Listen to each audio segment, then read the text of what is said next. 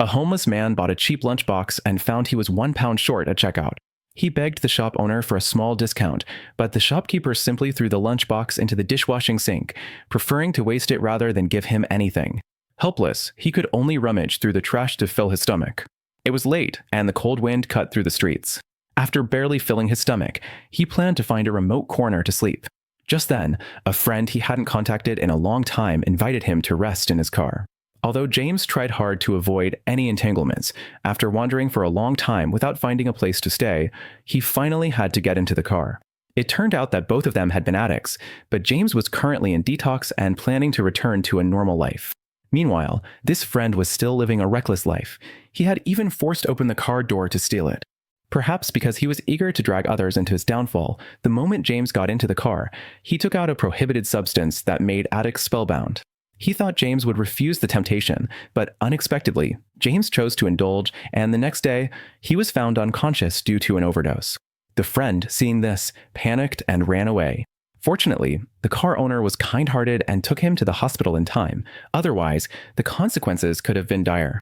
Since James's parents no longer controlled him, only Dr. Val, who was responsible for helping James detox, came to visit him.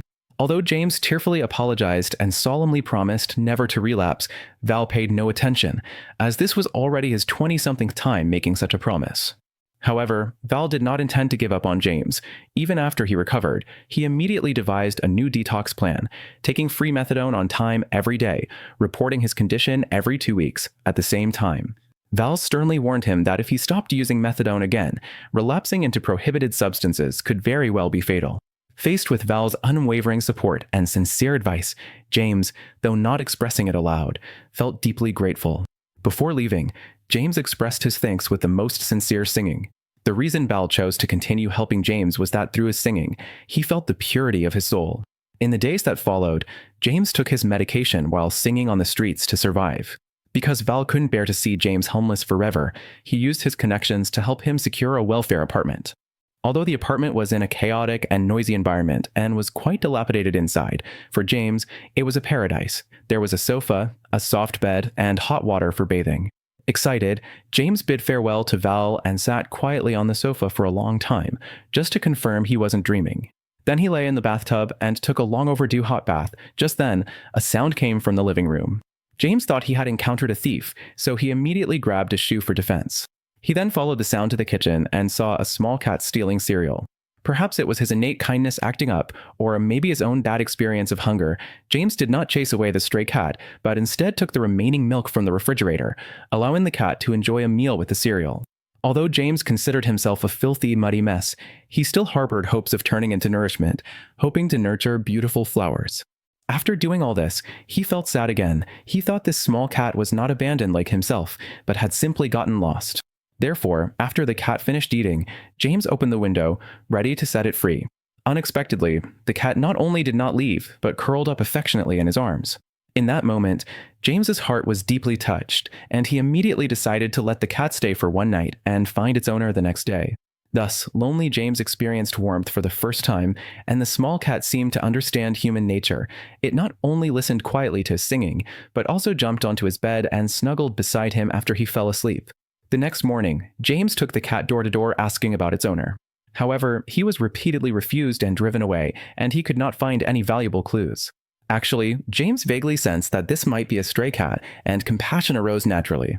But the harsh reality forced him to face the truth. He himself was barely able to survive, so how could he have the energy to adopt a cat? In the end, he released the small cat into the wild.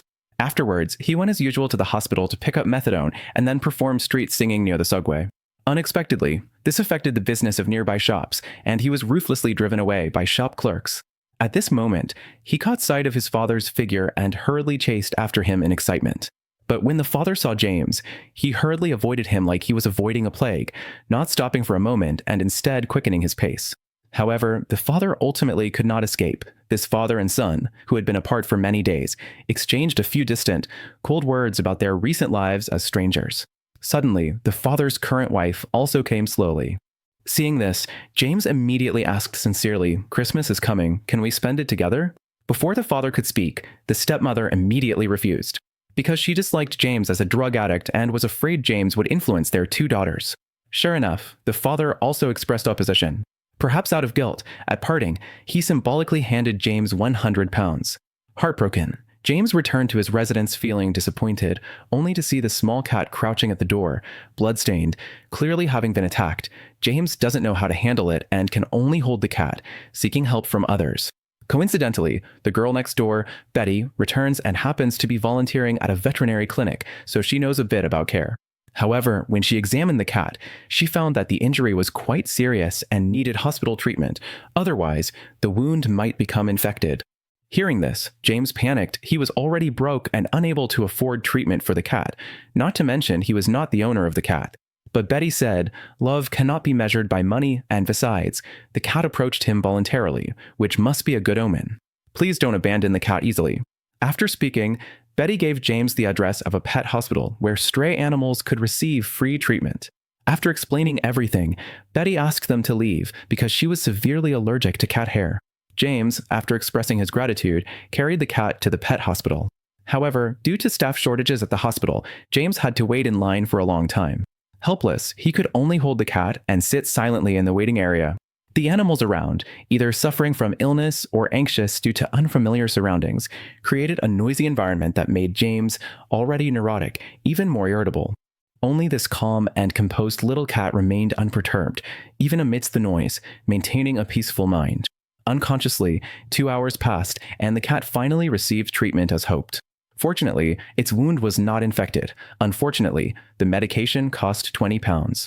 Poor James begged the nurse to reduce the fee, but the nurse insisted that not a penny could be waived. James had to take out 100 pounds his father had given him. This money was originally for his weekly meals, but now, after paying 20 pounds for treatment, he could only go hungry afterward. Worse still, the medicine he bought with his meal money was refused by the cat. Thus, a medication battle ensued between James and the cat, ending in James's defeat. Fortunately, Betty stepped in to help again, and they became more familiar with each other. Since James's surname is Bowen, Betty naturally named the cat Bob. Betty also reminded James that Bob needed not only to supplement his protein intake, but also to undergo neutering surgery as soon as possible to prevent him from dying outdoors due to his aggressive nature. Afterward, Betty asked about James's personal situation. Not daring to reveal that he was a drug addict, James only told part of the truth when asked. He had moved to Australia with his mother when he was young and recently returned to London alone. James had originally planned to live with his father, but his father had started a new family, and to avoid causing trouble, he chose to live alone, barely making a living by singing on the streets. Betty, upon hearing this, could only sigh and say, James must miss his father very much. But James did not respond directly. After parting from Betty, James quickly found Dr. Val. James was supposed to report on his progress yesterday, but was delayed by accompanying Bob to see the doctor. Feeling guilty, James explained and recounted all recent events, including meeting his father, rescuing Bob, and developing feelings for Betty. Val, upon hearing this, couldn't help but feel a strong concern because emotional fluctuations are strictly forbidden during drug withdrawal, especially contact with feelings, as it could seriously affect mental health. After all, a rational person falling in love might become hopelessly insane, not to mention James, who was already emotionally unstable. Although these words were somewhat sharp, James knew deep down that the priority was not to indulge in love, but to learn how to control his emotions. Only when a person is tempered to be indestructible and unaffected by external disturbances can they truly become someone worthy of love. For a period afterward, James stayed with Bob and even took it for neutering surgery. The man and the cat comforted and healed each other. Soon, Bob fully recovered and James resumed street singing. But on this day, for some reason, Bob silently followed James everywhere. Even when James, ignoring the surrounding eyes, kindly urged it to turn back, it just rubbed against his palm, trying to deceive him. Helpless, James thought that once he boarded the bus, Bob would stop, but unexpectedly, Bob also jumped on the bus. Passengers, seeing the adorable cat, all showed indulgent smiles. Inside the bus, unable to find James, Bob hesitated, but then climbed to the second floor and jumped onto James. Though surprised, James, after getting the conductor's approval, let Bob stay with him. Bob, as usual, obediently lay down in front of the bus like a roadside lion statue, curious, stretching its neck to look around as if announcing its presence to the world. Soon, the bus arrived at the station and the conductor brought a leash for James to prevent the cat from running around and encountering danger. After getting off, due to the bustling crowd, Bob looked around alertly, exploring this new world with curious eyes. Perhaps afraid it might be truly frightened, James squatted down and let it jump onto his shoulder. Thus, a unique and magical duo was born. In the past, passers-by rushing past would hardly notice the shabby young man on the street, but now all eyes were on this special pair. Some chose to take photos with them, others generously donated, offering support and encouragement. James becomes increasingly confident and spirited when singing. Bob, on the other hand, appears as a superstar unaffected by fame or disgrace, calmly accepting everything before him. After the performance, James discovers that today's earnings are several times more than what he made in the past week, and he knows it is all thanks to Bob. James goes to the supermarket and buys many cans for Bob. After nightfall, they take the bus home together. Since then, pedestrians on the streets of London witness such scenes every day, a man singing on the street with an orange cat, telling their unique musical story. Sometimes, the orange cat obediently sits on the guitar, as if adding color to the music. Sometimes, it quietly sits beside its owner, sharing that peaceful moment. Gradually, their performances attract more and more people's attention and affection, and James's life gradually gets back on track. But life is always full of absurdity. When a person turns over a new leaf and begins to walk the right path, those who once fell with him become jealous. This is human nature. This is human instinct. Initially, when a friend who was addicted came to him, James was reluctant to respond. But seeing the other's emaciated appearance from hunger, he ultimately softened and took out money, hoping his friend could have a filling meal. However, that night, James saw his friend lying motionless on the ground near his home, with a used syringe scattered nearby. Noticing something unusual, James immediately went over to check and loudly called for help. Hearing the cry, Betty hurried over to perform rescue. By the time the ambulance arrived, James's friend had sadly stopped breathing. Witnessing his friend's death, James could only helplessly curl up in a corner, expressionlessly condemning his own hypocrisy. It was the money James had given that ultimately indirectly took his friend's life. Beside him, Betty, unsure how to comfort him, finally revealed her secret. She has always hated addicts, and the root of her hatred is her brother. Her brother was once a talented painter, but after falling into forbidden substances, he completely changed, becoming like a monster, only knowing how to deceive his family and harm himself, even with a syringe still inserted into his body at the time of his death. Since then, Betty moved into this old apartment filled with addicts, the same place where her brother had lived before. Betty hopes to use her limited strength to save a few lost lives, to make up for her guilt of not saving her brother.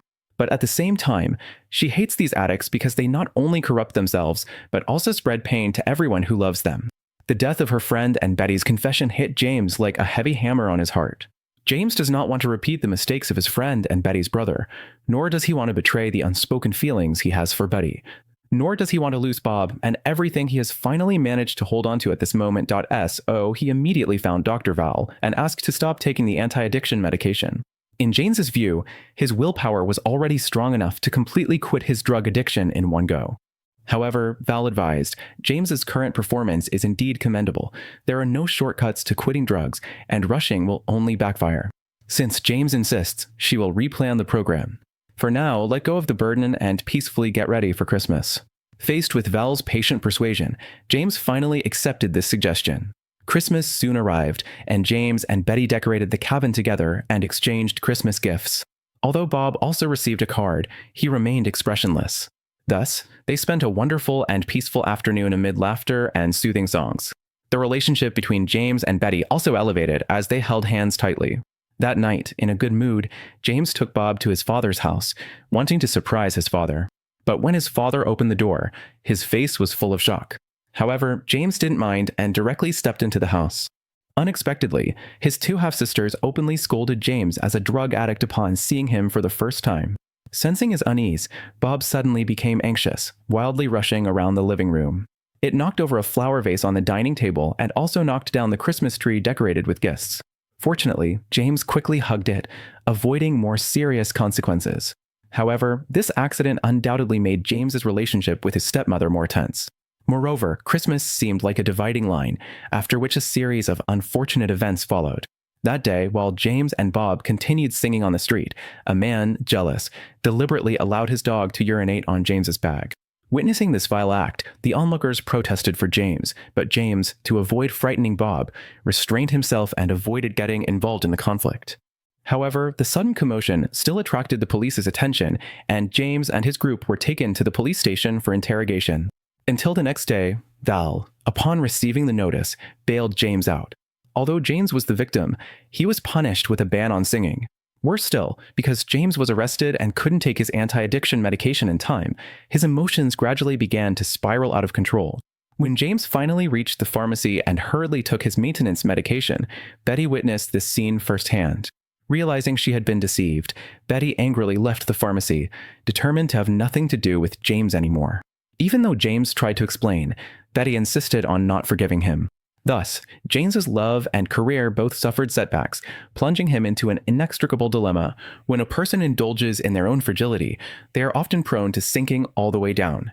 James gazed at the street vendor selling contraband outside the window and involuntarily walked in that direction.